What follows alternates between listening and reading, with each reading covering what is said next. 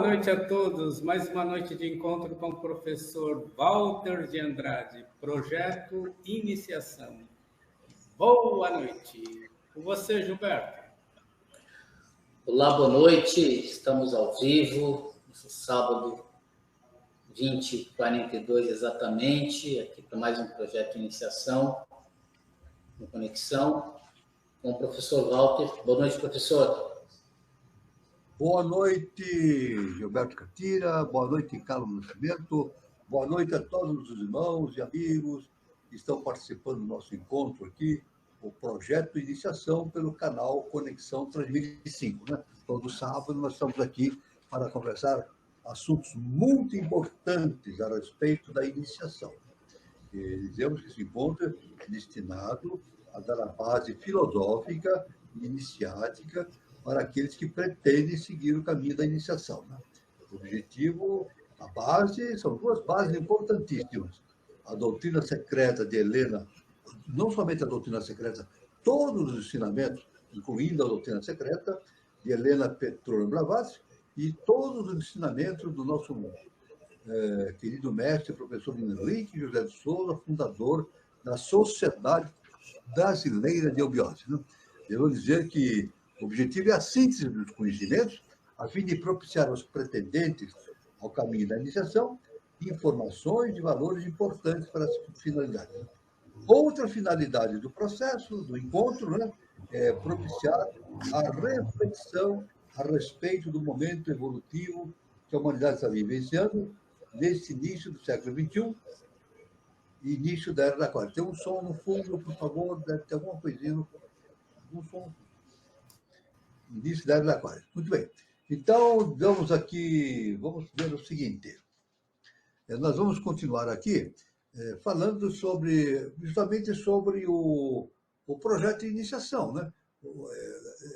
O fato mais importante para uma pessoa é o projeto de iniciação, a realização do seu autoconhecimento. A pessoa deve encontrar uma escola de iniciação para realizar esse fato. Então, nós indicamos, a pessoa pode escolher a escola que ela quiser, né? Mas nós indicamos, no nosso caso, nós indicamos a Sociedade Brasileira de Eubiose. A pessoa, para começar esse processo na eubiose, é só um caminho bem simples, é entrar no Google, colocar lá no busca do Google e vai encontrar o site da Sociedade Brasileira de Eubiose. Imediatamente, através desse site, ela vai encontrar todos os endereços, telefones, informações de todos os departamentos da eubiose aqui no Brasil e no exterior. Então, é só entrar em contato com o departamento e fazer a sua inscrição para o grau peregrino, que já está em andamento em todo o Brasil, né? É o primeiro grau de início, né? Na senda de estudos dentro da eubiose. Depois do grau peregrino, são realizados, o aluno desenvolve mais 4 graus, totalizando 5 graus. Depois desse 5º grau realizado, ele pode tornar-se membro efetivo da Sociedade Brasileira de Eubiose, podendo participar de palestras, de ritualísticas, reuniões internas, externas, tudo que for necessário para a sua integração dentro da sociedade, ele tornando-se, então, membro efetivo da Sociedade Brasileira de Eubiose, chamado série interna. Então, essas são as informações fundamentais que nós temos para este caminho que o discípulo deve seguir. Bom, nós estamos aqui seguindo, nessa fase dos nossos estudos, justamente a antropogênese, né? Que é um tema ensinado por Helena Petrovna Blavatsky e pelo professor Henrique José de Souza. Né? Então, nós vamos seguir este tema importante sobre a antropogênese, né? Já viram uma série de informações a respeito do assunto e vamos continuar hoje nos aprofundando nesse assunto. Né? Hoje eu trouxe aqui uma importante informação, né? Conhecimentos a respeito justamente de hierarquias, para dar continuação, chamado Pitris, ensinado pelo nosso mestre, pela Helena Petrovna Blavatsky, a questão dos Pitris. Devemos dizer que os antecessores ou criadores da humanidade são os Pitris, são os antecessores da humanidade, os criadores da humanidade. São de 7 classes, os pitris. 3 das quais são incorpóreas, são arupa, são incorpóreas. E 4 são corpóreas. São 3 incorpóreas e 4 corpóreas. Estou falando dos pitris, né?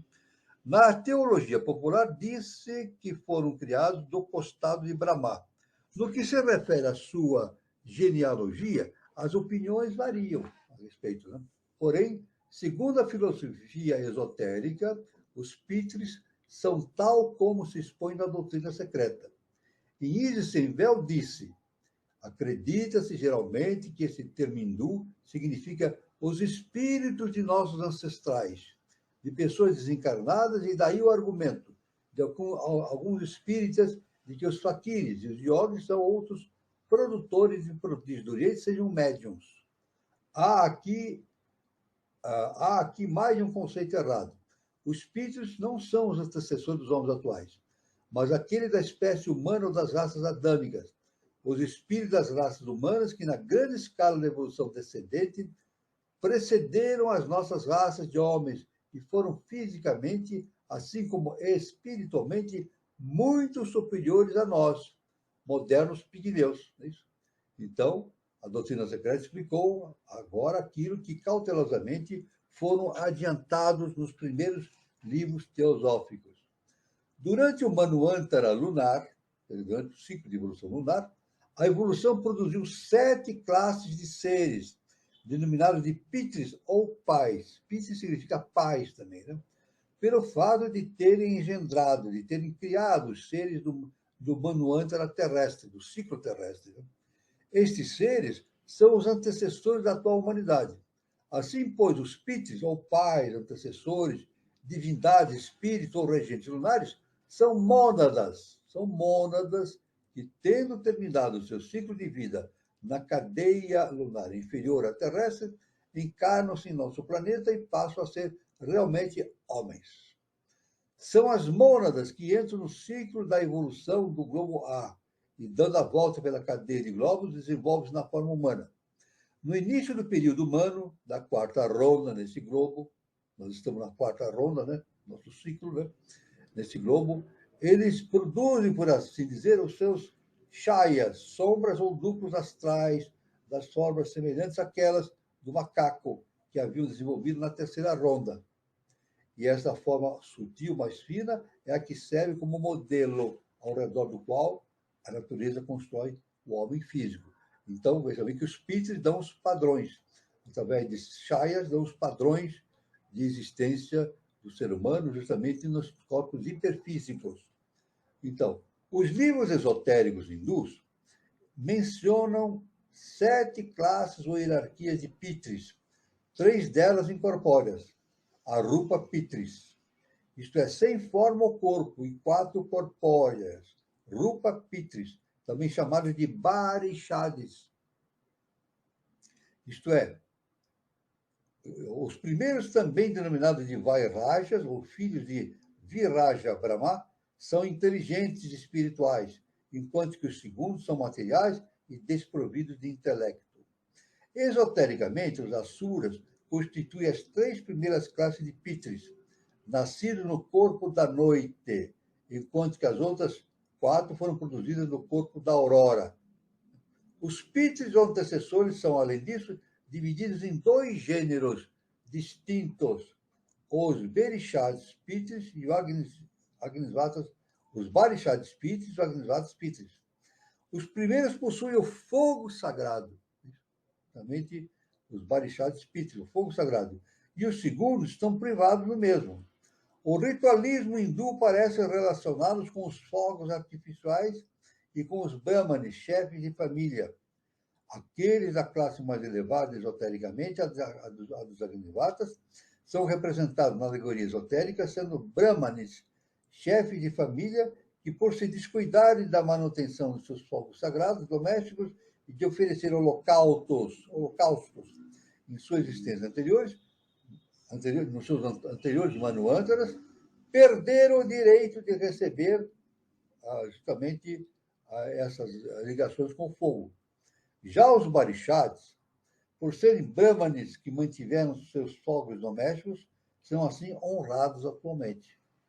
Porém, a filosofia esotérica declara que as qualificações originais são derivadas às diferenças, são devidas, devido às diferenças existentes entre as naturezas de ambas as classes.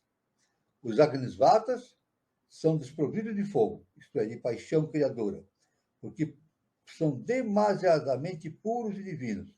Já os Barishads Pitris, por serem espíritos lunares mais estreitamente ligados à Terra, tornam-se os Prajapatis inferiores, os Elohim criadores. Veja só que importante. Da forma ou do Adão de pó, isto é, do homem físico, nosso corpo, e seus princípios inferiores, enquanto que os Pitris mais elevados, os Pitris dos Devas, verdadeiras divindades solares representadas na evolução intelectual, são os formadores do homem interno, dando-lhe a inteligência e a consciência, sem tomar parte na sua criação física. Há uma dupla e até tripla série de Barishads Agnisvatas, os primeiros tendo originado seus duplos astrais, chayas, sombras ou imagens astrais ou etéreas. Renascem como filho de Atri e são os Pitris dos Daitias, Danavas e outros seres demoníacos. Os Agnisvatas renascem como filho de Marishi. Então, renascem como filho de Marishi de Brahma. São os Pitris dos deuses. Por Pitris entendem-se também os Manis, de antepassados, pais e avós, isto é, os dos descendentes diretos de uma família. A esta classe de Pitris refere-se o Bhagavad Gita ao falar das oferendas funerárias descritas nos livros sagrados, oferendas que devem ser praticadas pelo chefe de família até a terceira geração, do dia da lua nova de cada mês, para assegurar no outro mundo a felicidade de seus ancestrais. Será que São Paulo se referia aos Pitris ao falar da congregação dos primogênitos que estão alistados nos céus? Então, é uma pergunta, né? Então, tem mais as duas últimas informações que nós temos sobre os Pitris, referentemente àqueles que chamam-se Pitris lunares e Pitris solares, para a gente encerrar essa parte inicial. Os verdadeiros Pitris, então aí nós estamos estudando a questão dos Pitris, que são os antecessores da humanidade, né? Aqueles que deram origem, justamente, à formação hiperfísica da humanidade, né? Os verdadeiros Pitris, geralmente chamados de Barishads Pitris, novamente, assim, os verdadeiros Pitris geralmente são chamados de Barishads Pitris. São as entidades mais adiantadas da cadeia lunar. Então, estamos falando sobre os Pitris lunares, né? Que ao término desta entram na sétima hierarquia criadora. São os deuses lunares, ou senhores da lua, que têm como encargo guiar a evolução física na cadeia terrestre. Preparam as formas para as mônadas exlunares e dão ao homem os 4 princípios inferiores: duplo etérico, prana, cama animal e germa animal da mente, ou seja, humanas inferiores. Como eles atuam de modo secundário, 2 classes de mônadas menos desenvolvidas, indistintamente chamadas Dhyanis inferiores ou Pitris solares, que na cadeia solar sucedem imediatamente aos Pitris Barishads. A primeira dessas 2 classes já havia desenvolvido seu corpo causal, e a segunda está a ponto de formar o que, por sua evolução demasiadamente avançada, não lhes permitiu mostrar nas primeiras rondas da 4ª cadeia planetária, chegando durante o período intermediário da 4ª ronda da 3ª e 4ª raças-mães. Esses Pitris atuam sob a direção de Yama, Deus ou Senhor da Morte, e por essa razão é chamado de epíteto de Senhor dos Pitris, ou Pitripati. Por isso, nos corpos e os princípios inferiores que confere aos homens são imortais, pois Yama não pode conferir a imortalidade. E, finalmente, uma consideração sobre os Pitris solares. Pitris solares constituem uma das 4 classes dos Manasaputras, ou filhos da mente. São os Dhyanis inferiores, procedentes da lua e se subdivide em duas espécies.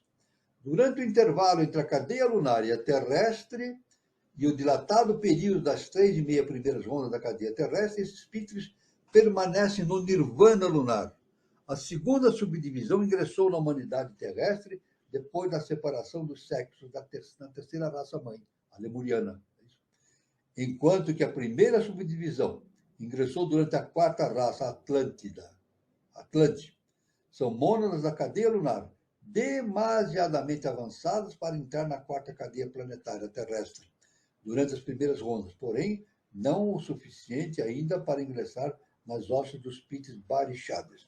Então, aí tem uma visão rápida, né, a respeito desses píteres. Então, nós sabemos que esses píteres, novamente, nós vimos aí, são predecessores, são os fundadores os formadores dos nossos corpos hiperfísicos. Os nossos corpos hiperfísicos, eles não são produtos simplesmente de um evento natural da superfície da Terra, não. São produzidos, são emanados de seres de natureza superior. Esses píteres, eles estão têm a sua evolução ligada ao primeiro, segundo e terceiro momento de evolução do nosso universo, né? Nós estamos no quarto sistema evolutivo. Então, eles foram originados no primeiro sistema, no segundo sistema e no terceiro sistema evolutivo. E atuaram no quarto sistema evolutivo justamente para dar a nossa conformação hiperfísica. Nos dão a conformação hiperfísica. Tanto que é dito nesses ensinamentos. A conformação física densa, a vital, a astral e a mental superior, a mental inferior. Depois, os outros seres, né, relacionados com a mente superior, em meados da raça lemuriana, descem, isso na Bíblia é denominado como a queda dos anjos, ligado ao quinto senhor evolutivo, o quinto senhor, dando a tríade superior, aí perfazendo totalmente o nosso centenário. O nosso centenário vai desde o físico até a consciência crística. Então, a nossa função, nós recebemos esses corpos hiperfísicos, mas ainda em potencial. Eles funcionam, mas não ainda totalmente desenvolvidos, como previsto devido à nossa ascensão consciencial até o estado de adeptado. Para atingir o adeptado, é necessário que a nossa consciência humana, ou seja, a projeção da mônada que existe entre nós, produza as transformações suficientes para que esses corpos hiperfísicos se transformem convenientemente e formem um todo, um conjunto harmonioso, a fim de dar um aspecto e uma conformidade espiritual ao nível do que nós chamamos de adepto, ou um iluminado. Então, esse é o princípio evolutivo. A gente vê que a divindade ela não dá as coisas simplesmente, ela propicia, ela nos dá a potencialidade através dessas hostes, através das hierarquias, incluindo os píteres que nós acabamos de mencionar, né? Essas hierarquias descem para o mundo mais objetivo e trazem a possibilidade de desenvolvimento das nossas naturezas hiperfísicas. Mas quem tem que desenvolver a natureza hiperfísica, na sua plenitude, somos nós mesmos. Através do quê? Através da consciência. Por isso, é importante o projeto iniciação. Por esse motivo, nós dissemos que o projeto de iniciação é o projeto mais importante do ser humano, porque esse projeto leva ao autoconhecimento, e o autoconhecimento leva ao quê? À transformação interna, à dinamização de todo esse processo interno dos veículos hiperfísicos, dando-nos a condição de nos tornarmos futuramente seres super-humanos.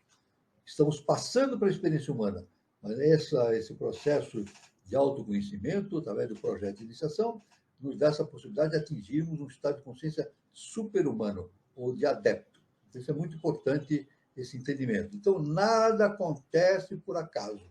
A gente vê essa descrição que a HPB dá a respeito dos píteres, indica que nada acontece por acaso. O que o Pai Celestial, ou a consciência suprema, né, chamado do Eterno, projeta no mundo objetivo, ele projeta, isso é trazido pelas consciências das hierarquias superiores, do além a caixa para o mundo objetivo, mas não é nos dado de graça. Isso é dado à potencialidade. E nós temos por missão o desenvolver dessas potencialidades a fim de formar em nós mesmos, através do autoconhecimento, a consciência de adepto, ou seja, nos tornarmos iluminados. Muito bem, seguindo agora, então, o caminho justamente contido na antropogênese, vamos ver aqui exatamente o que nós podemos falar, continuar a falar, né? Muito bem. A alma humana é divina em sua conexão com o Bodhi. Os antecessores altamente espirituais do homem divino, os Elohim, enquanto um faz o Adão terrestre do pó, o outro lhe dá o alento de vida. E o terceiro faz dele uma alma vivente, tendo implicado na palavra plural Elohim. Na alegoria ária, da raça ariana, né, os filhos rebeldes de Brahma são todos representados por yogis, ascetas e santos. Renascendo em cada kalpa, tratam de impedir a obra da procriação humana. Narada é o Deva, Rishi por excelência do ocultismo, Narada. Aquele que não estuda, não analisa e não medita nem nas 7 facetas esotéricas de Narada, não poderá jamais aprofundar certos mistérios antropológicos, cronológicos e até cósmicos. Então, essa consciência de Narada é importantíssima para a evolução do ser humano, né? É um dos fogos antes mencionados e toma parte na evolução deste kalpa, desse ciclo evolutivo, desde o estado incipiente até o fim. É um ator que aparece em cada uma das raças raízes do drama manuantárico presente. Então, está uma divisão bastante importante dada por Blavatsky, né? Mundos e homens foram necessariamente formados e destruídos sob a lei da evolução e de materiais pré-existentes, até que os planetas e seus homens e animais, ou em nossa Terra, nosso planeta Terra, se convertessem no que são agora, forças polares, opostas, um composto equilibrado de espírito e matéria, de positivo e negativo, do masculino e feminino. Então, aí se diz, então, pelo conhecimento, que esse processo de manifestação é formado por construções e destruições. É sempre o lema ensinado pelo nosso mestre: o construi e o destrui. Né? Então, tudo se transforma, né? Tudo se transforma no universo. Na verdade, o sentido da destruição é ter o sentido da transformação. Transformação da coisa, né? Ou seja, então, conforme Lavoisier, nada se cria, nada se perde, tudo se transforma. Essa é a lei universal cósmica, né? Então, antes que o homem se convertesse em varão e fêmea, fisicamente seu protótipo, os Elohim criadores teve que ajeitar em sua forma astralmente sobre esse plano sexual. Então, na sexualidade também foi uma ação criadora dos Elohim, né? Os átomos e as forças orgânicas, ao descerem no plano da diferenciação, têm que ser arranjados na ordem prescrita pela natureza, de modo a manter sempre o equilíbrio.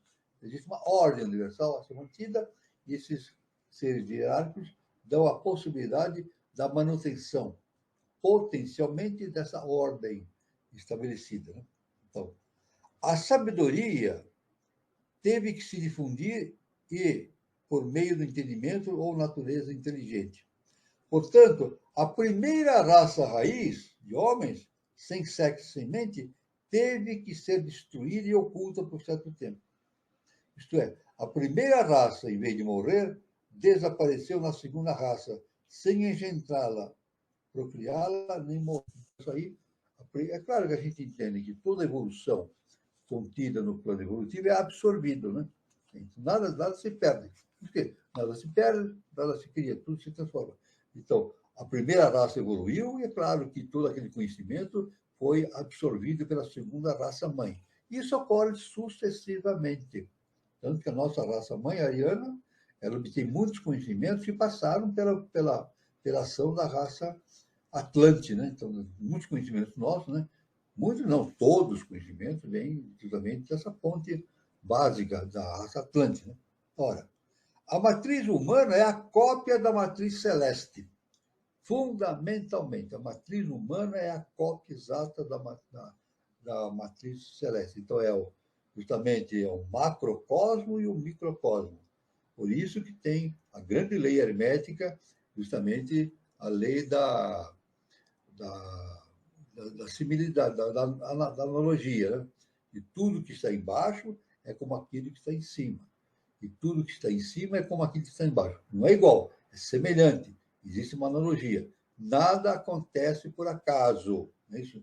Então, tudo que nós temos aqui na face da Terra é derivado de uma matriz cósmica.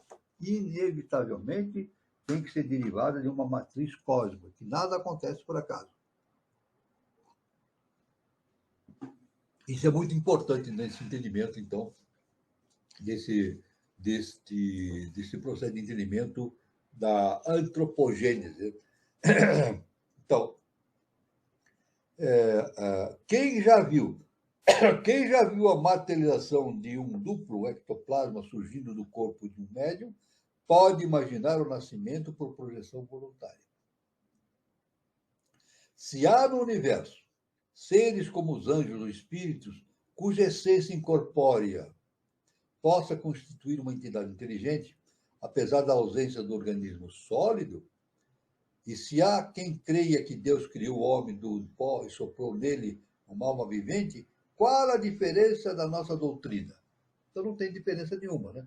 Nós sabemos que todas as ideias que possam vir oriundas desse sentido da origem superior das coisas, ou seja, que as nossas coisas que existem no mundo objetivo surgem de uma fonte superior, tudo isso converge realmente na doutrina secreta, em todos os conhecimentos, converge num conhecimento único. Isso é constante. Isso é constante na doutrina secreta, nos conhecimentos que vêm desde épocas imemoriais. A filosofia oculta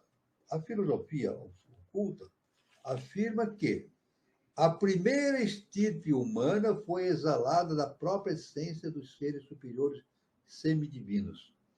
Olha só o que a doutrina secreta, eu vou reafirmar novamente. A primeira estirpe humana, quer dizer, a primeira raça humana, foi exalada da própria essência de seres superiores semidivinos. Então, a nossa essência a nossa existência é divina, vem da divindade, inevitável, isso é inevitável, não tem como isso, não tem como ser diferente. A doutrina secreta nos ensina que o homem não foi criado ao ser completo, que é agora, por mais imperfeito que permaneça. Houve uma evolução espiritual, uma psíquica, uma intelectual e uma animal, do mais alto ao mais baixo, do simples e homogêneo ao complexo e heterogêneo. Então, claro que o ser humano vai evoluindo, mas a partir de uma base principal, isso, que é justamente a base da potencialidade. A partir dessa potencialidade que desce da divindade, na forma arquetipal, então o ser humano vai desenvolver essa potencialidade através dos tempos, pela sua evolução corpórea e evolução espiritual. Essa dupla evolução corpórea e espiritual, em duas direções contrárias, necessitou várias idades da natureza e graus diversos de espiritualidade e intelectualidade para construir o ser conhecido agora como ser humano. Então, foram necessários eras e eras para que isso acontecesse. Além disso, a lei una, a lei derivada da lei cósmica universal justa e perfeita, a lei una, infalível e absoluta, sempre em ação, sempre proporcionando uma escala ascendente ao manifestado. Quer dizer, a lei está sempre presente.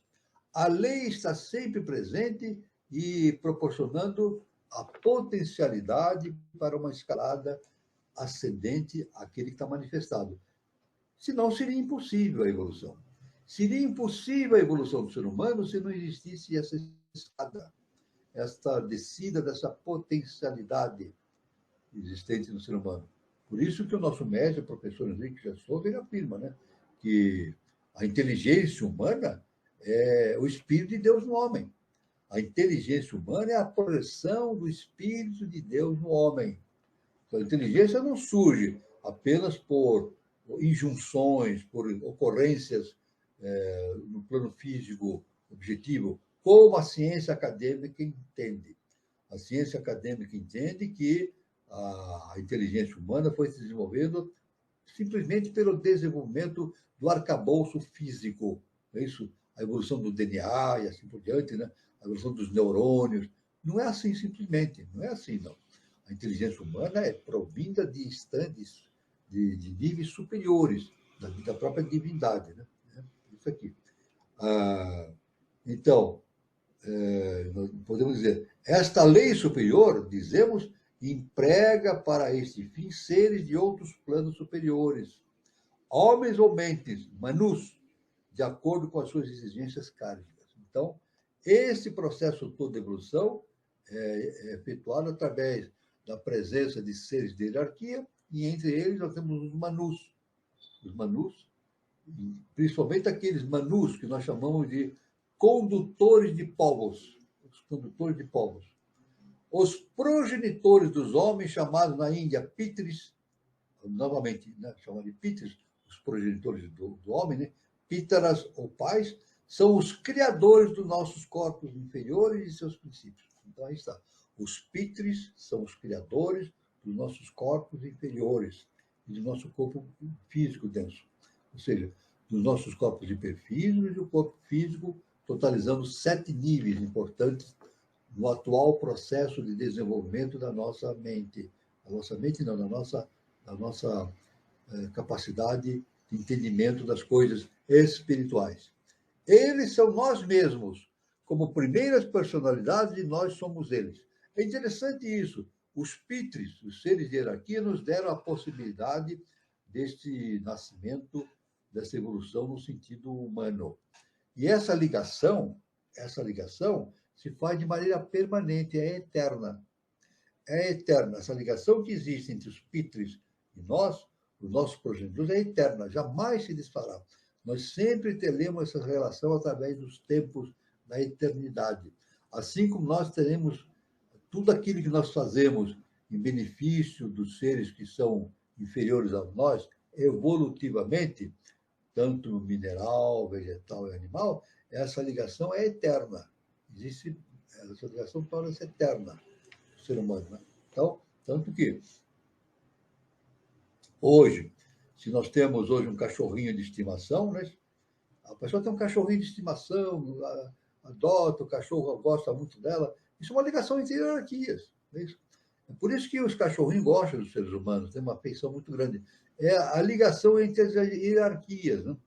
O cachorro é uma hierarquia animal, o ser humano uma hierarquia nominal, e é claro que se nós pensarmos em tudo aquilo que nós estamos explanando nesse sentido, um dia esse cachorrinho vai atingir a consciência humana, inevitavelmente, né? Aquela consciência que está no cachorrinho, no gato, vai transpor esse limite entre o animal e o nominal e vai adquirir a experiência humana. Ele vai receber também a tríade superior. E essa relação desses animais com os seres humanos é eterna, né? Então, a relação entre as hierarquias que existem no universo, essa relação é eterna, para sempre. Né? Por isso que judiar de um animal gera um karma muito grande, né? Para um ser humano. Né? Você deve fazer isso. Isso gera um karma muito forte para o ser humano, judiar dos animais. Né? E judiar da natureza, de maneira geral. Não respeitar a natureza. Por isso que, nos anos 70 do século passado, começou o desenvolvimento justamente dessa ideia da ecologia. Nós temos o dever de proteger a natureza. Não só a natureza física densa, né? Mas também, incluindo também os vegetais, os animais e assim por diante. É o nosso dever cósmico a proteção dessas hierarquias. Né? Os que dotaram o homem do seu ego consciente e imortal são os anjos solares. Aí está. Aqueles que deram para o homem o seu ego e a sua imortalidade, a sua consciência do ego e imortalidade, são denominados anjos solares. Esse ego consciente ou alma humana, dotado de manas, o quinto princípio, surgiu dos Agnivatas, Kumaras e Parishads.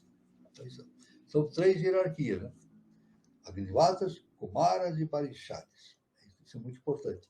São aqueles que deram origem ao ser humano, né? Na sua forma física objetiva. Segundo Platão, agora vamos ver o que fala Platão, né? O grande filósofo grego. Né? A alma, Platão afirma, a alma é um composto do mesmo e do outro. Isto é, o eu superior, quando imerso com e na mona divina, é o homem, sem dúvida, o mesmo que o outro. O anjo nele encarnado é o mesmo que o Mahati ou mente universal. Todos estes são os Manasas e Rajasas, os Kumaras, Asuras e outros regentes e pitres que encarnaram na terceira raça raiz e que, deste modo e de outros dotaram a mente da humanidade. Aí está essa relação justamente com esses anjos celestiais, que nos deram a possibilidade da existência humana. Eles nos deram essa possibilidade, através da potencialidade que nos dão dos corpos hiperfísicos e também da tríade superior. Né? Há 7 classes de pitres. 7 classes de pitres, esses seres superiores. Né? 3 incorpóreos e 4 corpóreos. Há 330 milhões de deuses na Índia. Na Índia existem 330 milhões de deuses. Olha que coisa impressionante. Todos eles podem ser devas, porém, de nenhum modo deuses no sentido espiritual que se dá ao termo. Deva é um ser espiritual que tem certa afinidade com um dos 3 princípios fundamentais do homem, são os devas. Os nomes das deidades de certa classe mística mudam em cada Manvantara. Os 12 grandes deuses Jayas criados por Brahma para que o ajudasse na obra da criação, no princípio do Kalpa, e que, abstraídos em Samadhi, deixaram de criar, motivo que fez cair sobre ele a maldição de nascer repetidamente em cada Manvantara, até o 7º, são idênticos aos Manasas ou Rajasas, e esses são os nossos Dhyanshohans que encarnam. Manu, falando agora do Manu. Manu vem da raiz sânscrita men, significa pensar. Portanto, é um pensador. O Manu é um pensador. Desta palavra sânscrita se deriva a mens latina, a mente, o menes egípcio, a mente, ou mônada pitagórica, ou unidade pensante, consciente, o quinto princípio do homem. Então, veja bem, a mente, isso que a gente fala de mente, vem justamente desse termo, dessa raiz sânscrita, men, que dá origem ao nome Manu. Manu, né? Os pitres, por isso que a gente fala manusear, né? A gente manuseia alguma coisa, mas sob a influência da mente. Quando a gente manuseia alguma coisa, manusear, então a gente usa a mente para fazer determinados trabalhos no mundo físico objetivo. Aí você vê o termo manusear. Os pitres não são os antecessores dos homens vivos atuais, mas dos da primeira espécie humana ou raça adâmica. Os espíritos das raças humanas, que na grande escala da evolução descendente precederam as nossas raças de homens, e eram fisicamente espiritual, muito superiores a nossos modernos pigmeus. O coração do corpo dhyanshohânico, vamos aqui. Continuando, então, o coração do corpo dhyanshohânico, os Agnivatas, que encarnaram na terceira raça de homens e os fez perfeitos, têm uma relação misteriosa com a essência do coração humano, cujo órgão físico, mesmo em funções psíquicas e espirituais, são um reflexo, por assim dizer, uma cópia no plano terrestre do modelo de cima. Então, tudo que nós temos na nossa vida orgânica é justamente uma projeção dos arquétipos superiores. Isso é verdade. Nada existe de forma aleatória. Nada acontece por acaso, como diz o nosso mestre, o professor Henrique José de Souza. Né? Por assim dizer, uma cópia no plano terrestre do plano de cima. Tudo que nós temos aqui, no mundo físico objetivo. Né? As 4 cavidades inferiores e as 3 divisões superiores do coração correspondem à divisão centenária dos princípios humanos, separados em 2 grupos, e nas classes de Píteres e Dianes de fogo. Por que os 7 plexos nervosos do corpo irradiam 7 raios e a pele tem 7 camadas? Também bem dividido. Então, 7, justamente, significando o compasso centenário da evolução humana. Né? A evolução humana, não. A evolução universal do nosso sistema, que é do nosso universo, que é o nosso sistema solar. Né? Os Asuras querem ajudar o homem a voltar ao estado original da divindade, por meio do próprio esforço consciente. Então, os Asuras são aqueles, né, que estão relacionados com as hierarquias superiores, que estão relacionados com o processo de doação da potencialidade mental para o ser humano. Eu digo ainda mais, a potencialidade do mental superior, né, ligado à tríade superior. Né? O esoterismo afirma que a terça parte dos deuses, isto é, os Píteres, a Rupa, dotado de inteligência, foi condenada pelo karma e evolução a renascer na Terra. Alguns desses eram os Nirmanakayas e outros Manvantaras. Então, aí fala sobre os Píteres, a Rupa, né? Então, claro que aí está se falando justamente sobre aqueles que nos deram a possibilidade da mente humana, né? Estes foram os supostos rebeldes, aqueles que vieram para a face da Terra, né? Os supostos rebeldes, que converteram em entidades pensantes, responsáveis, as estátuas etéreas projetadas por seus irmãos inferiores. Estes sacrificaram pelas mônadas que esperavam sua vez e que, de outro modo, teriam de permanecer em suspensão durante idades incontáveis em formas irreparáveis, como animais, ainda que de aparência humana. Cada classe de criadores dá ao homem o que tem para dar. Então, a gente vê que duas classes, né, Agnisvatas e Barishadas deram a estrutura mais objetiva do ser humano, e os Píteres mais ligados aos Kumaras, os Asuras, justamente, com a sua descida para a face da Terra, eles nos deram a possibilidade do mental superior, através da ativação da tríade superior. Isso aí é dado na Bíblia, no Antigo Testamento, é dado como o acontecimento da queda dos anjos. A queda dos anjos, né? Justamente, então, são asuras caídos, né? Que nos deram a possibilidade de termos o arquétipo projetado na face da Terra, que nos dá a possibilidade da inteligência. Mas a inteligência é dada pela consciência superior. Que através do quê? Justamente da projeção da mônada. A projeção da mônada. A mônada que existe no primeiro trono, em Brahma, ela provém justamente de uma emanação do Sol central, que é a emanação do Eterno, do Pai Eterno. Né? Então, nós temos em nós a projeção da divindade em nós, que corresponde à projeção da mônada. E temos que retornar à casa do Pai através do estado, da evolução do estado de consciência.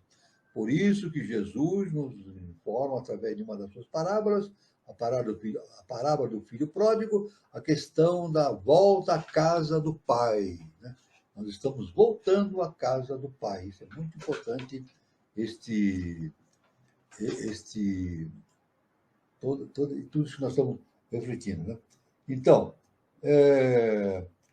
uma classe constrói a forma física e outra lhe dá sua essência, que mais tarde se converte no eu superior humano, devido aos esforços pessoais do indivíduo. Porém, não podiam fazer o homem como eles mesmos eram impecáveis, porque só tinham os vagos contornos dos atributos, e estes perfeitos, puros e frios como a neve.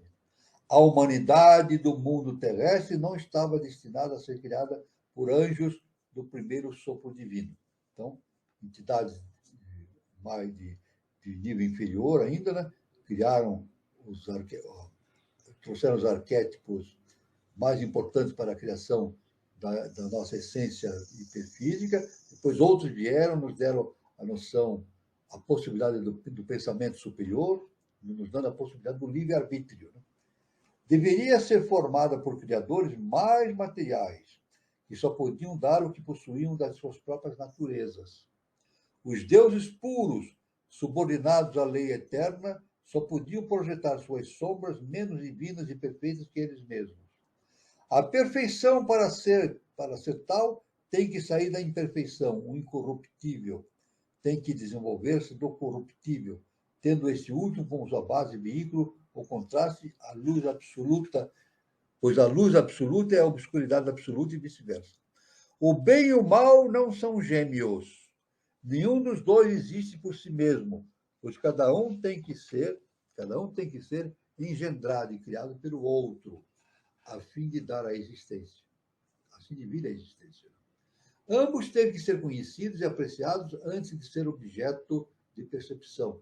Daí que na mente mortal tenho que estar separado. Então, aí esse é o fenômeno do bem e do mal, da polaridade, né?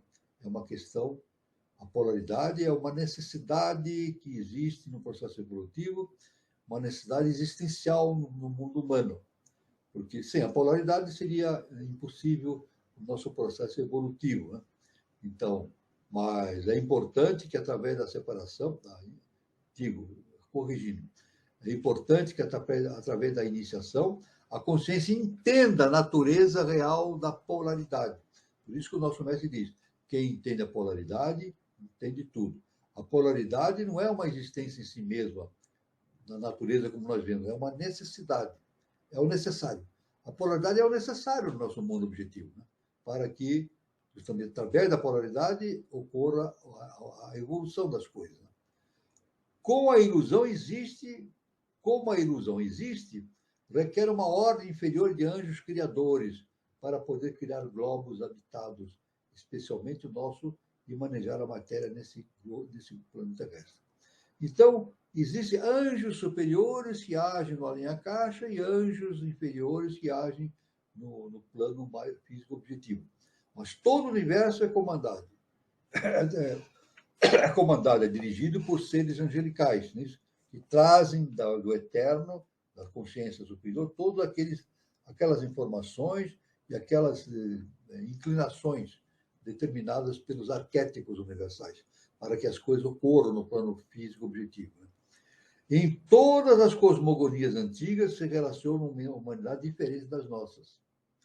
No antigo manuscrito Quinché, o Popol Vuh, está descrita uma raça cuja vista era limitada, mas sabia todas as coisas de uma vez, mostrando um conhecimento divino não de mortais. Estas sombras dizem nasceram cada uma de uma cor e espécie, cada uma inferior a seu pai, porque este último era um ser completo da sua espécie. Então nós vemos isso, por tudo isso que nós observamos, né? Todo esse processo evolutivo, justamente essa ligação que existe entre os seres angelicais, que nós, tecnicamente, nós chamamos dessas hierarquias, né? Que constitui todo o universo. O universo todo é constituído por hierarquias superiores, do além-a-caixa e assim por diante, até chegar no Sol Central, e constituído por hierarquias ditas inferiores, mas não menos importantes, tão importantes quanto as hierarquias superiores. Cada hierarquia dentro do seu plano evolutivo, mas todas concorrendo para o processo evolutivo universal. Então, a evolução universal é um conjunto total que evolui de maneira harmônica, não é isso? E o ser humano tem que, no seu projeto evolutivo, tem que se incorporar cada vez mais nesse projeto evolutivo universal. Geralmente, o ser humano, o que acontece com o ser humano? Vez por outra ou com frequência, ele destoa desse comportamento universal de colaboração. É isso? Então, não, através da iniciação, o ser humano, na sua totalidade, tem que se dedicar a entender que é importante a colaboração dele nesse processo evolutivo, conjuntamente com todo esse sistema evolutivo constituído pelos anjos, pelas hostes, pelos seres superiores e aqueles mais próximos a nós na esfera evolutiva.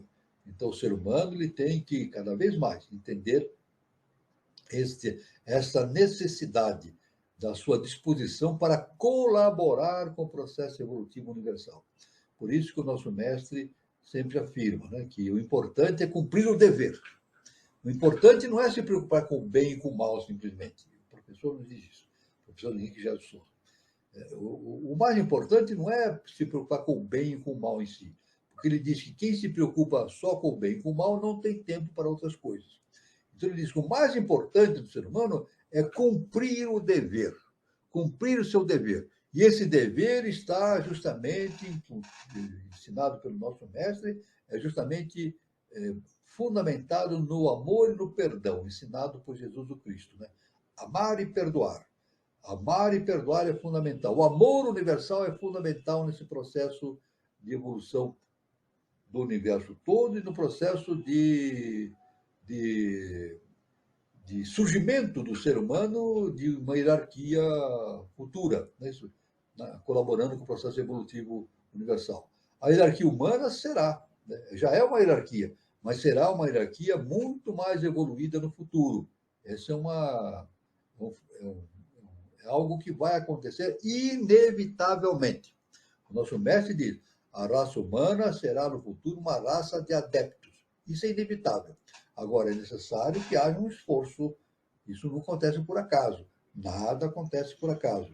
O ser humano deve se esforçar, justamente através de um projeto de iniciação, realizando o seu autoconhecimento, para entender como essas coisas todas funcionam e trabalhar para o engrandecimento e a realização desse projeto evolutivo do eterno. Nós não entendemos esse projeto no seu todo. É o grande mistério, como a HPB Helena Blavatsky nos informou. Esse é o grande mistério que existe na consciência nossa, não só do ser humano, mas de todos aqueles seres conscientes que existem no sistema solar. É isso, no nosso universo. É o grande mistério a ser desvendado. Mas sabemos o seguinte: esse mistério só pode ser desvendado de uma forma. Só através de uma forma esse mistério pode ser desvendado, através do autoconhecimento. E através, justamente, na Terra aqui, do desenvolvimento do projeto e iniciação. Por isso, é muito importante, o mais importante para um ser humano, repetindo, finalizando, o mais importante para o ser humano é desenvolver o seu projeto de iniciação, que corresponde ao desenvolvimento do seu autoconhecimento para o entendimento de todo esse mistério universal que existe, é isso, na nossa morada celestial. É isso que eu queria falar inicialmente, e passo a palavra ao nosso irmão Carlos para ele fazer as devidas considerações e abrir para a conversa com os nossos irmãos. Nossa, professor, fantástico, muito bom, né? Como o universo é misterioso e, ao mesmo tempo, é inspirador, né? E o interessante, professor, é que todas essas mônadas, né, de seres superiores estão atuando e trabalhando na evolução desses corpos hiperfísicos nossos. E como que isso funciona na natureza, professora, como um todo, nos animais, nos vegetais, nos minerais? E só nós vamos ter consciência desse trabalho? Como que funciona na natureza em si? Não, na natureza em si, o processo é o mesmo. Tanto nos minerais como nos vegetais, existem as projeções monádicas. Isso é básico no entendimento do processo evolutivo. As projeções das mônadas, elas descem, essas projeções, as mônadas não descem, elas emitem projeções. E essas projeções se focalizam nos minerais, nos vegetais, nos animais, nos ruminais, no nosso plano evolutivo. Né? Então, tudo tem a projeção da mônada. Ou seja, na verdade, tudo tem Deus em si. É isso? Na verdade, é por isso que Jesus, veja bem, não é à toa, Jesus falou um conhecimento extraordinário, né? Fundamental. Quando no Evangelho está escrito, quando ele disse: vós sois deuses. Pronto. Somos deuses por quê? Porque temos a projeção da divindade em nós. E essa projeção se faz através dessa projeção das mônadas. Quando as mônadas descem do primeiro todo, elas trazem todas as informações divinas em nós. Somos deuses esquecidos. Mas não só o ser humano. Os animais também têm as projeções monádicas deles. Né? O que acontece nos animais é um fato divino também. Nos vegetais também existem as projeções monádicas. E nos minerais também. Ou seja, a mônada, quando projeta, faz essas projeções para o mundo inferior, essas projeções vão vivenciar, elas vivenciam justamente o que acontece no plano mineral, vegetal, animal, mineral e assim por diante. É isso. Nós já passamos por isso. Nós somos de uma hierarquia, né? Jiva. Nós não somos Jiva, estamos passando pela experiência Jiva. E nós já passamos por experiências anteriores, no reino mineral, no reino vegetal, no reino animal.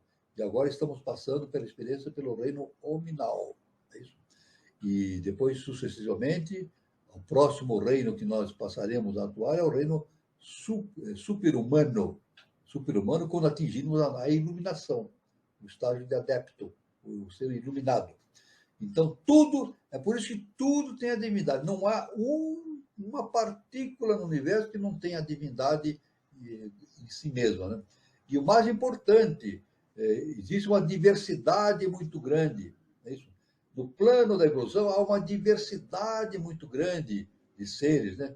Tanto minerais, vegetais, etc., uma diversidade enorme. Mas o importante, a divindade ela produz a diversidade, mas não se divide, ela mantém-se íntegra. A unidade permanece. Isso é importante. É algo difícil de entender. É muito difícil a gente entender isso. Por que algo desce, produz a multiplicidade e não se divide? Né? Ou seja, tudo tem a divindade em si. É isso? Então, ou seja, somos todos um. Somos um. Não é verdade? Quando eu olho para um semelhante meu, é isso? Eu olho para uma pessoa que está na minha frente, eu posso pensar assim, ele é um semelhante meu. Não é simplesmente, é muito mais do que isso. Eu e o outro somos um só. Não temos consciência disso. É isso? A nossa consciência humana é uma só, justamente devido a essa unidade. A unidade não se desintegra no universo, ela mantém-se coesa. Isso é muito importante nesse entendimento universal da evolução. Isso é muito importante para o nosso autoconhecimento. Muito bom, professor. E você, Gilberto, tem alguma colocação? Muito bem. Antes de passar aí para as perguntas, só para passar o recadinho aqui para o pessoal, né? Quem está aí acompanhando ao vivo, não deixe de se inscrever no canal caso ainda não seja. Deixa o like no vídeo e deixa um comentário. Deixa aí alguma pergunta. Se não deixar aqui no chat, ou caso a pergunta não seja respondida no chat, pode deixar aqui embaixo no vídeo, no canal. Lembrando que todas as perguntas nós utilizamos, nós consideramos, é importante lembrar, né? Todos os questionamentos que são enviados aqui, tanto pelo chat, ou que são deixados no canal, eles são lidos por toda a equipe e eles são considerados e observados e são levados em conta, fazem parte aqui nos ajudam, né, a criar cada vez mais um conteúdo exclusivo. Então, você que está acompanhando, ajuda a tornar esse canal relevante, porque é assim que o algoritmo, né, da ferramenta do YouTube considera quando tem essa interação. Então, manda para um colega que gosta desse tema, compartilha, né, o conteúdo, clica aí no sininho, né, para se inscrever, e é isso. Ok. Vamos partir. Eu tenho aqui uma pergunta, eu vou seguindo as perguntas aqui. O João Guazelli fala assim, quando sabemos que estamos na casa do Pai, quando no mais precisamos fazer essas perguntas? Isso. Justamente o Guazelli dá uma informação importante. Ele faz uma pergunta, mas é quase como que uma afirmativa. Né? Na medida que nós vamos evoluindo, e no nosso sentido do adaptado, nós vamos nos integrando com o conhecimento universal. A tal ponto em que chega um ponto que não existe aquela diversidade, aquela polaridade entre o conhecedor e o objeto do conhecimento. A ciência age dessa maneira. Existe o conhecedor, aquele que estuda, não é isso? E existe o objeto do conhecimento. Então, aquele que estuda e o objeto de conhecimento. Mas quando a consciência atinge um estado superior de adeptado, de iluminação, essas duas coisas se fundem. Então, a consciência vê tudo dentro dele mesmo, isso é importante. Então, quando sabemos que estamos na casa do Pai, à medida que nós vamos percebendo que a gente vê as coisas instantaneamente, sem precisar fazer perguntas. Isso. Tanto que um adepto ele não precisa ler nada, ele não precisa estudar nada, não precisa ouvir nada. Ele vê tudo, ele vaga pela caixa, ele entra na linha da caixa, pesquisa tudo, ele vê tudo instantaneamente. Isso é importante, então. Então, essa pergunta a resposta que eu posso dar para o nosso irmão Guazelli, né? À medida que nós caminhamos para a casa do Pai, nós vamos tendo o conhecimento instantaneamente dentro de nós, a tal ponto que a gente vai deixando de fazer perguntas. A gente vê tudo isso dentro de nós. É o autoconhecimento, né? Autoconhecimento, o que é? Por isso que ele diz autoconhecimento. A gente vê tudo dentro de nós mesmos. Esse é o caminho para a casa do Pai. Muito bom, professor. E tem a pergunta do Anderson Baldo, né? Para que haja sombras, é preciso haver a luz. Mas para a escuridão, nada é necessário? E é certo dizer que os primeiros prits se projetaram das trevas? Veja bem, nós vamos fazer o seguinte, olha, na Bíblia, se a gente lê o Velho Testamento, é bem claro o que Moisés escreve ali, né? Ele diz assim, no princípio era tudo trevas. Trevas. Mas treva não significa escuridão. Trevas não significa escuridão. Trevas é justamente a falta da polaridade. Então, o que diz no Velho Testamento? Moisés escreveu assim, tudo era trevas. E Deus disse, faça-se a luz. Então, o que ele fez? Deus pega essas trevas e produz a polaridade. Então, surge a luz e as trevas. É claro que quando a luz e as sombras. A luz e as sombras. Então, no momento que Deus origina a luz, origina as sombras também. Porque as duas fazem parte da mesma polaridade. Para que haja sombras, é preciso haver luz. É necessário. Não pode haver luz sem sombra, nem sombra sem luz. Assim como existe o dia e a noite. Existe o dia e a noite. É impossível existir o dia sem existir a noite. Assim como existe o negativo, o polo, na eletricidade, o polo positivo e o polo negativo. É necessário para existir a eletricidade. A eletricidade só pode existir se houver um polo negativo e um polo positivo. Não é verdade? Um motor para funcionar, isso é o princípio da termodinâmica, tem que ter uma fonte, tem que estar dentro de um princípio que tem uma fonte quente e uma fonte fria. Aí produz um motor a vapor. Né?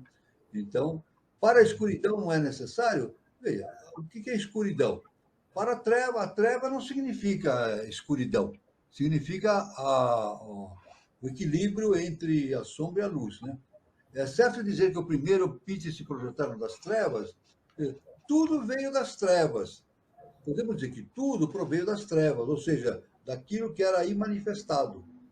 Tudo proveio daquilo que era imanifestado. O imanifestado é o não polar. Nós nem podemos entender isso, né? O grande mistério que nós temos é justamente entender o imanifestado. É impossível para nós entendermos o manifestado. Nós podemos entender como as coisas funcionam de uma maneira correta. Né? Então, quando se fala treva, aliás, aqui na religião, dizem, por exemplo, que Lúcifer é um ser vindo das trevas, né? Um ser original das trevas. Não é bem assim. A treva é o divino em equilíbrio, né? É o manifestado em equilíbrio, não há sombra nem luz. Então, esse é muito difícil esse entendimento, mas a gente pode ter uma luz. A gente pode ver uma luz bastante pertinente quando a gente analisa de uma forma superior. Muito bom, professor. Tem uma outra pergunta aqui do Guilherme, professor. É possível chegar à tríade superior sem quebrar o fio de Sutratma? Não. O fio de Sutratma nunca é quebrado, né? O Sutratma é permanente. O Sutratma está sempre permanente. Né? Ele não se quebra. Esse fio que nos liga à divindade está sempre ligado a nós. É impossível, né? É impossível ligar, né? Agora, O que é possível quebrar é o fio que liga o quaternário à tríade superior, né? Existe um fio que liga o quaternário à tríade superior. Esse fio pode ser quebrado. Esse pode ser quebrado. Acontecendo o afastamento da tríade e o quaternário fica sozinho, né? Então, aí isso pode ser acontecendo. Mas o sutráqueo não, ele é permanente, não há como quebrar. Muito bom, professor. A Petis na varanda, ele pergunta o seguinte: o adepto vê tudo e pesquisa o que quiser, porque lá já limpou os seus nadis e iluminou os seus chakras, dominou o quaternário, correto, professor? Exatamente, o adepto ele vê tudo, porque ele fez a síntese, ele fez o equilíbrio do quaternário com a tríade superior. É isso. O quaternário ele pode ser resumido também geometricamente, simbolicamente, em uma tríade, quaternário, né? Uma tríade. Nós podemos exprimir o quaternário nosso como uma tríade. Então, na verdade, nós temos uma tríade inferior e uma tríade superior. Quando formamos o adepto, essas duas tríades se harmonizam, formando a estrela de Salomão, com 6 pontas, né? O hexagrama. Esse é o símbolo do adepto, né? Então, o adepto vê tudo.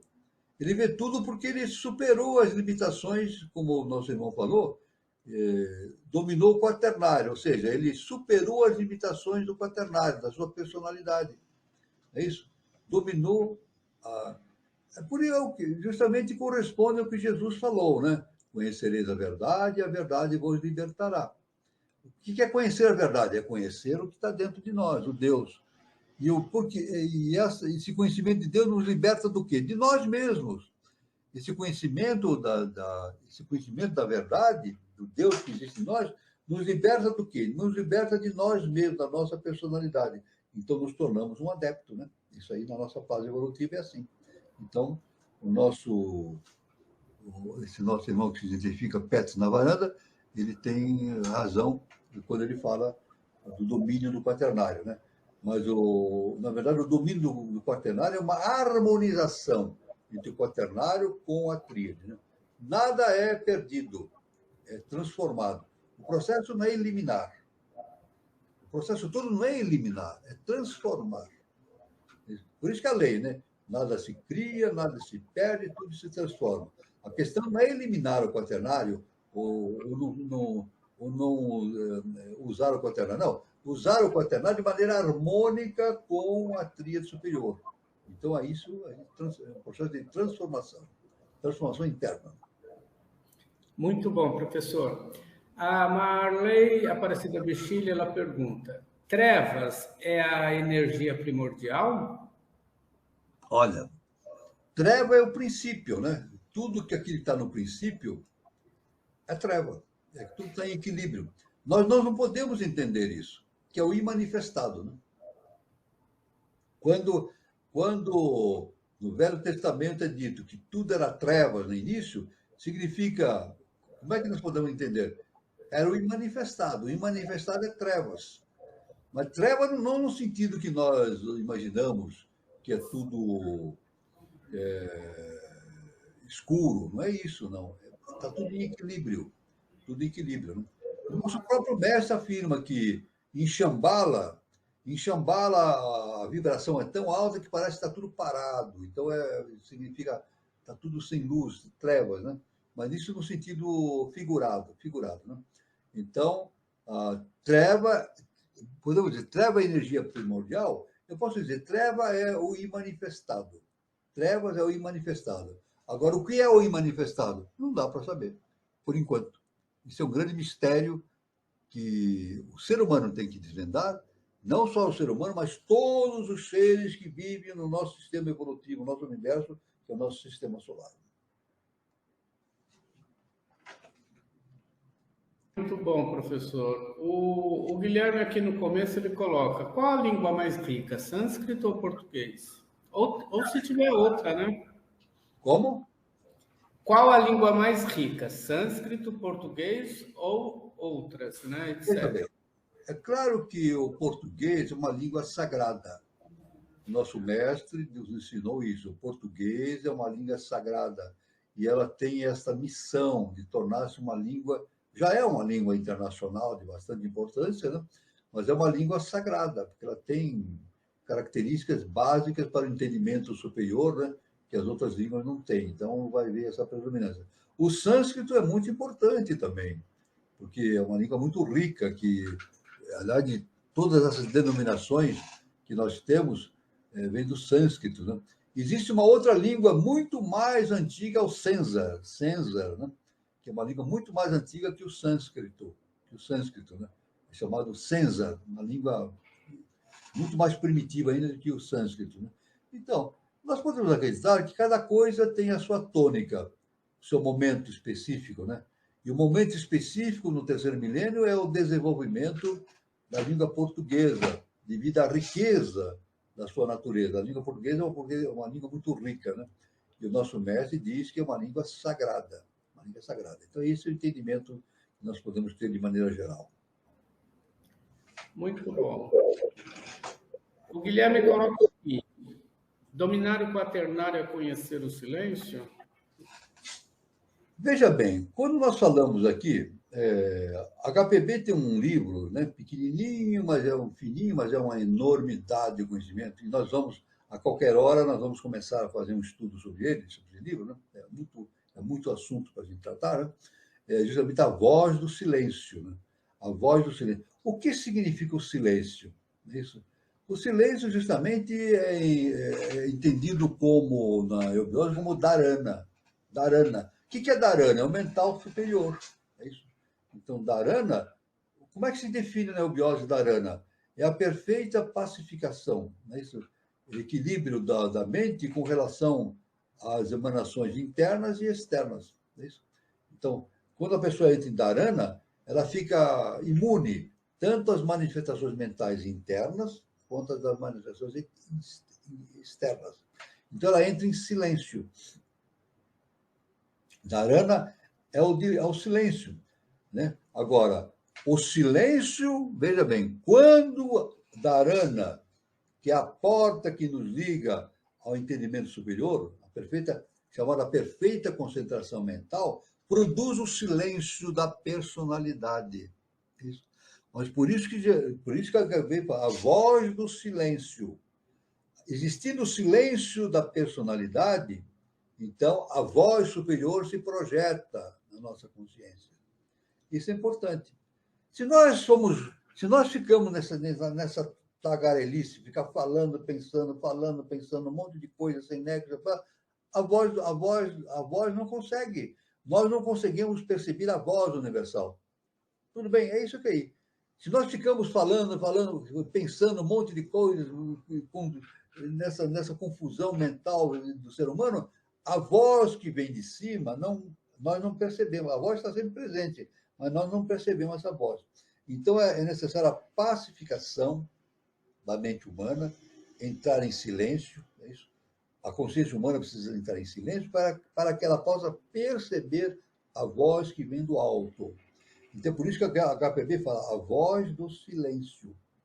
A voz desce em nós quando o silêncio se estabelece. Isso. É por isso que na nossa língua, que é muito rica, né, ela fala assim, em português se fala assim: eu vou fazer uma reflexão. Agora eu vou refletir. Veja só, no dicionário não dá a definição que eu dou. Que é fruto da ciência iniciática, né? Quando a gente fala assim, eu vou fazer uma reflexão, eu vou refletir, isso indica que eu vou refletir em mim aquilo que vem do alto. Eu vou entrar em processo de meditação e vou fazer uma reflexão. Ou seja, aquilo que vem do alto vai refletir em mim, porque a minha mente está dominada, estou em dharana. Então, a voz do silêncio é isso. A voz que vem do alto, eu percebo essa voz quando a minha mente entra no silêncio, no equilíbrio. Isso deixa de ficar se movimentando à torta e à direita, né? Então, aí eu percebo a voz que vem do alto. Então, isso aí é o significado da voz do silêncio. Muito bom, professor. Agora, a Georgette, professora, ela faz o seguinte comentário e pergunta. Ainda não terminei de ler o seu livro, professor, Aurora dos Deuses, em que o senhor fala sobre o demiurgo. Exatamente, tem uma série de observações a respeito do. Eu vou dedicar um determinado momento sobre a questão do demiurgo, né? A gente pode dedicar em algum momento, né, esta. No livro a gente fala sobre muitas informações, né? Informações específicas, né? Eu não poderia agora, no momento, falar, mas vamos ter um momento específico para tratar desse assunto, né? Tudo bem?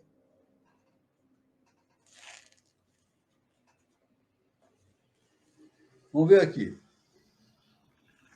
Olha aqui. Eu vou falar. Vamos ver alguma definição de HPV?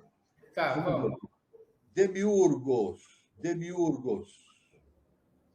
O demiurgo, o artífice, supremo poder que construiu o universo. Essa é uma definição de HPB. Não é o Walter que está falando. A gente fala no livro sobre o demiurgo, né? Foi em um determinado momento, né? Então, diz o seguinte: o demiurgo ou artífice, o supremo poder que construiu o universo. Os franco-maçons derivam dessa palavra a sua expressão de supremo arquiteto, o demiurgo.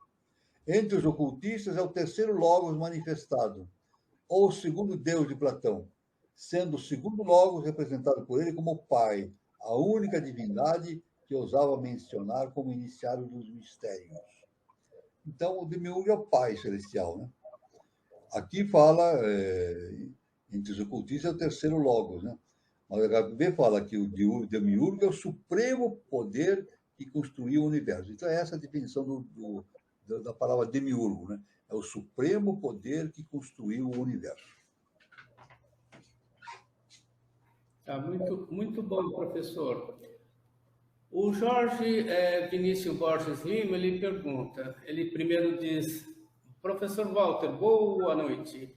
Quem são os Manasaputras? Na verdade, os Manasaputras são ainda veículos anteriores à formação do ser humano, né? O assunto é muito difícil da gente entender. Também nós podemos dedicar um assunto específico para uma próxima encontro, né? Mas nós podemos depois pesquisar mais a fundo a questão dos Manasaputras. Mas podemos dizer que são conformações preliminares que deu origem à questão, à mente humana, né? São aquilo que deu origem à mente humana, né? Então, isso aí eu podia dizer dessa maneira, né?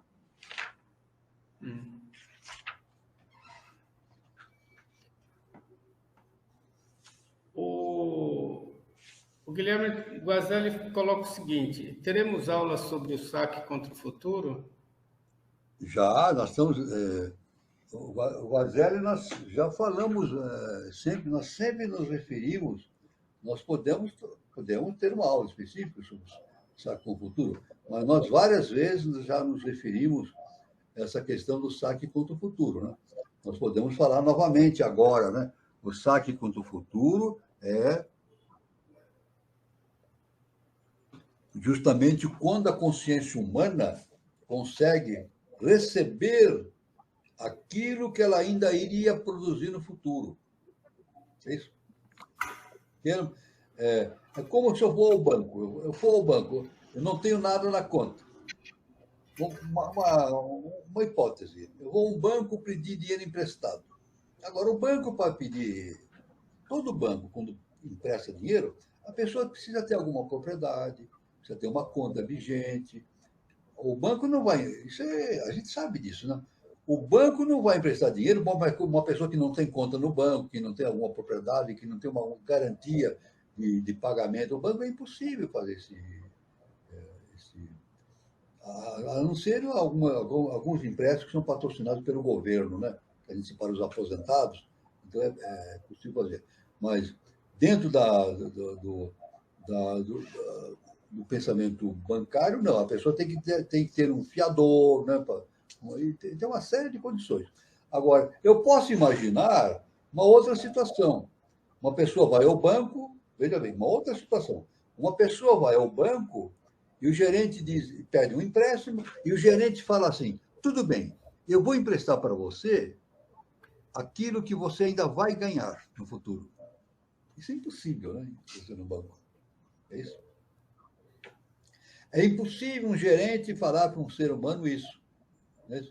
Eu vou te emprestar o dinheiro, aquele dinheiro que você ainda vai ganhar no futuro. Isso chama de saque contra o futuro. Então, numa situação bancária, ele estaria sacando um dinheiro, o dinheiro que ele ainda iria ganhar no futuro. Esse é o saque contra o futuro, agora mais relacionando com as características espirituais. Nas características espirituais, sacar contra o futuro dentro de um panorama espiritual significa sacar as qualidades que o ser humano ainda vai ter no futuro. É a questão do adepto, não é isso? Agora, o que é necessário para um saque contra o futuro? É necessário que a pessoa seja fiel à lei, que siga o seu mestre, que esteja dentro do processo da iniciação, que esteja trabalhando, esteja de acordo com a lei universal, trabalhando fielmente para a evolução da humanidade, na verdade, tendo comportamentos corretos e pensamentos corretos. Isso a lei sabe exatamente a situação do indivíduo, porque a gente pode enganar a qualquer pessoa, né? Nós, seres humanos, podemos enganar a quem quer que seja, mas jamais enganamos a lei universal. Isso é impossível, alguém enganar a lei universal. A lei universal sabe exatamente o que nós somos.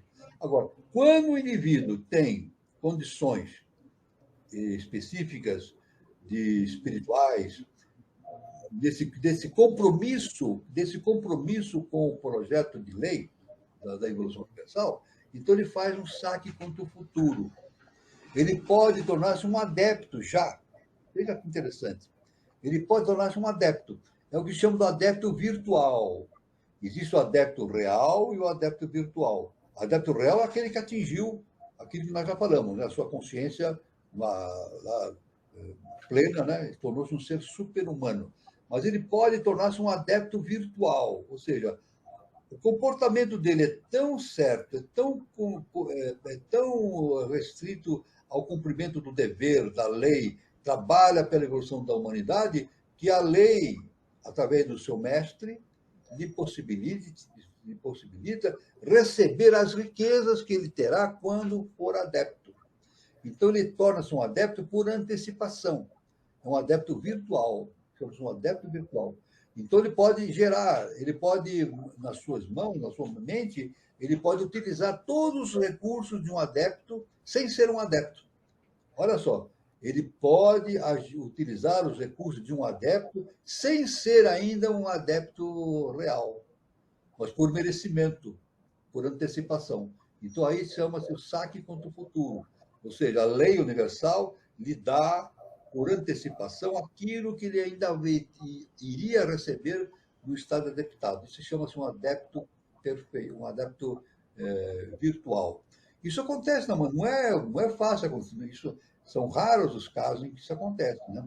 A pessoa precisa ser muito espiritualizada, precisa ser muito consciente dos seus deveres, das suas responsabilidades, e estar em união com o seu mestre perfeito, com a lei universal. Isso é muito difícil de acontecer, mas acontece. Então, essa é a definição que eu dou sobre o saque contra o futuro, de maneira bastante sintética, né? Mas nós podemos pensar isso aí. Os assuntos são enormes, muito assunto. Nós podemos pensar num momento oportuno, numa aula sobre o saque contra o futuro. Podemos pensar nisso. É muito assunto para abordar, a gente tem que ir de acordo com as possibilidades. Mas a ideia sobre o saque contra o futuro eu acabei de dar. Muito bom, professor. O senhor aborda muito bem esses aspectos e essas dúvidas muito difíceis, né? Agora, em função do horário, chegou o momento de eu dar o recado para vocês.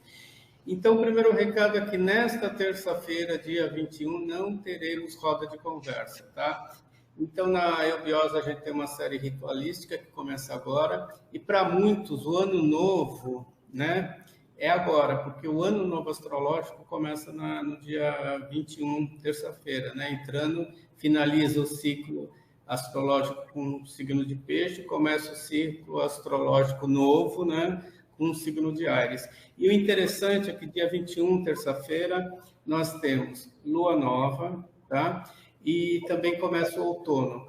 Então, é muito bom a gente estar preparado para todo esse processo, né, que influencia muito positivamente para a gente, para a humanidade. Então, a gente se apegar aos valores positivos do universo e tentar trabalhar isso em nós e plasmar isso para o Brasil e para o mundo inteiro, tá?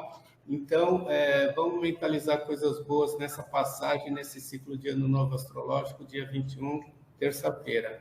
Mas a gente vai ter a nossa roda de conversa, só vou falar mais ou menos, no dia 28 de março, que é a próxima a terça-feira seguinte, dia 28 de março, no mesmo horário, às 20h40, tá? Então, o tema será a Galícia como mãe da obra, tá? Então, quem vai ministrar essa roda de conversa é o escritor da Galícia, Espanha, né? Arthur Alonso Novelli. Ele vai abordar o seguinte: Galícia foi mãe, útero; Portugal, o filho, emancipador, que expandiu a língua portuguesa; e o Brasil, o menino do porvir. No norte, as migrações que da Calaica levou o celta a saber druídico, né? Que durante milênios ensinou a espiritualizar a Europa.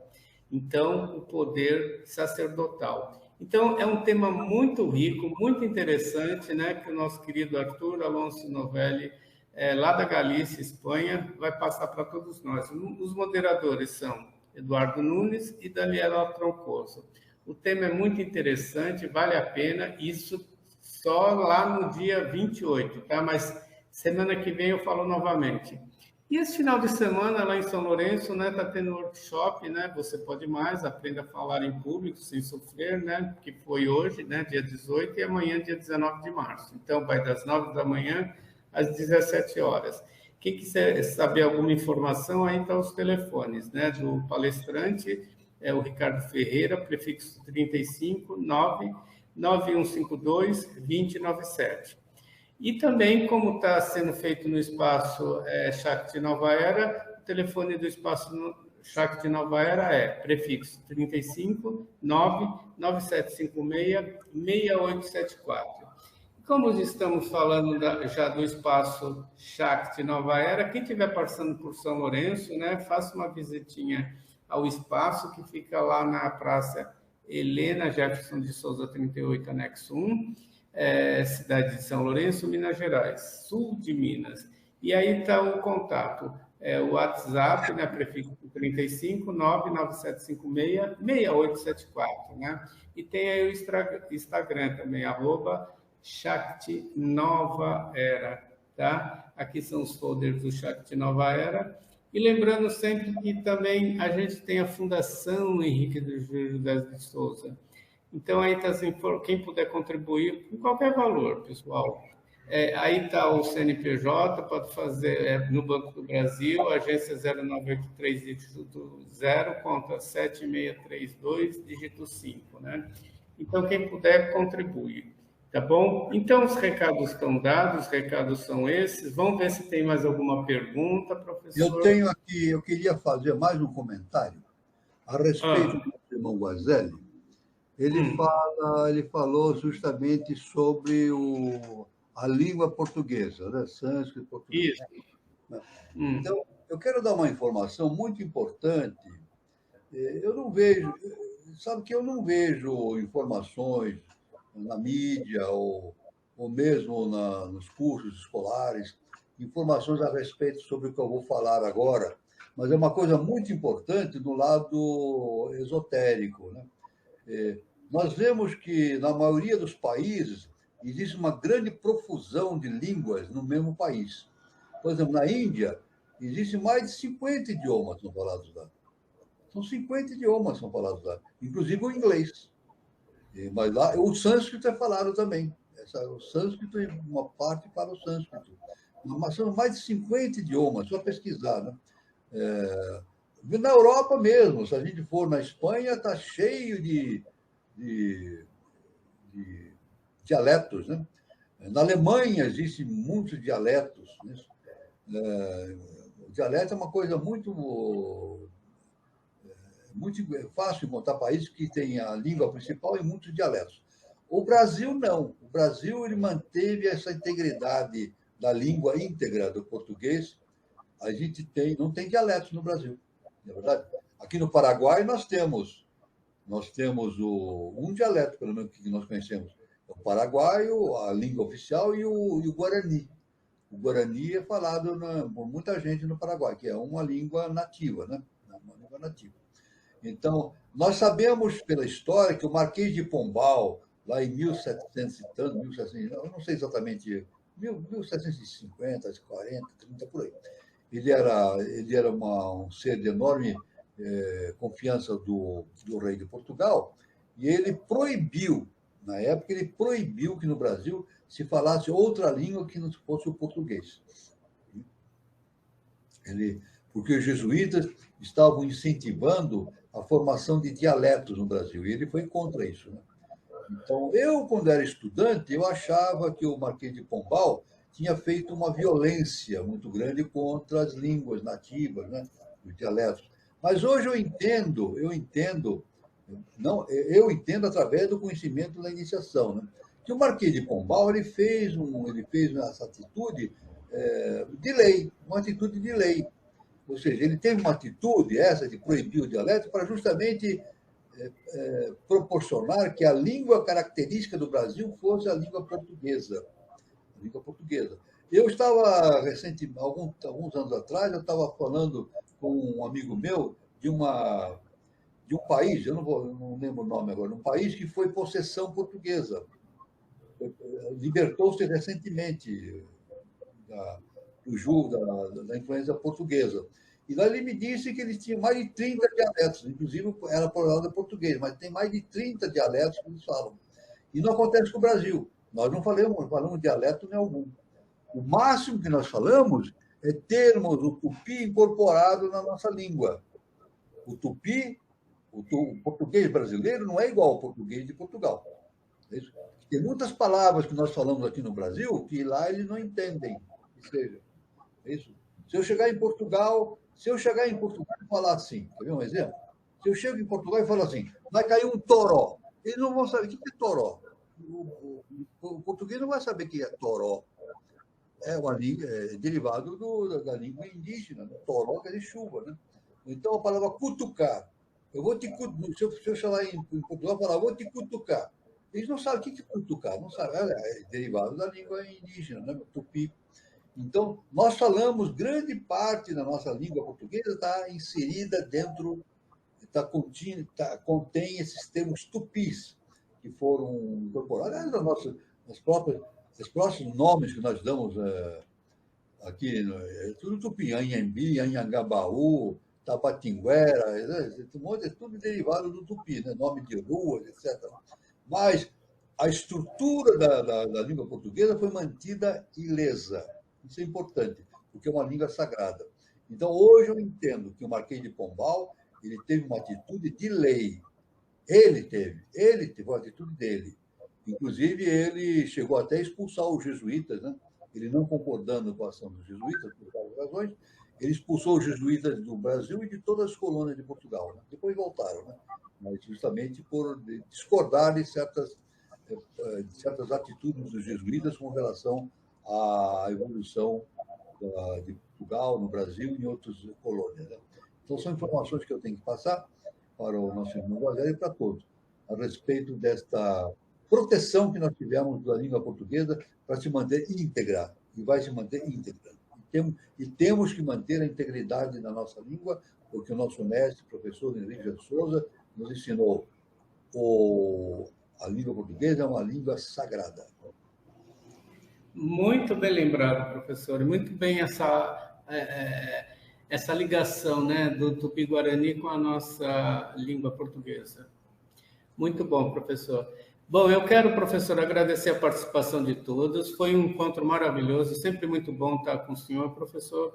Eu quero agradecer a participação de todos, com perguntas, prestigiando o encontro, tá? E desejar um bom final de sábado, um bom final de semana. Meditem, né? Essa semana a gente está iniciando um novo ciclo, né, astrológico, e o Brasil e o mundo estão precisando de paz, amor, sabedoria. Plasmem isso. Boa noite. Com você, Gilberto. Isso aí, eu faço minhas as suas palavras, agradeço aí aos que permaneceram, que estão até esse fim de apresentação, e esperamos vocês aí no próximo sábado, já que na terça não teremos a roda de conversa, nos veremos aqui novamente. Boa noite, professor. Boa noite, Gilberto. Boa noite, Carlos Nascimento. Boa noite a todos os nossos irmãos que nos acompanharam aqui. Luz, paz e amor para todos. Até o próximo encontro e fique com Deus.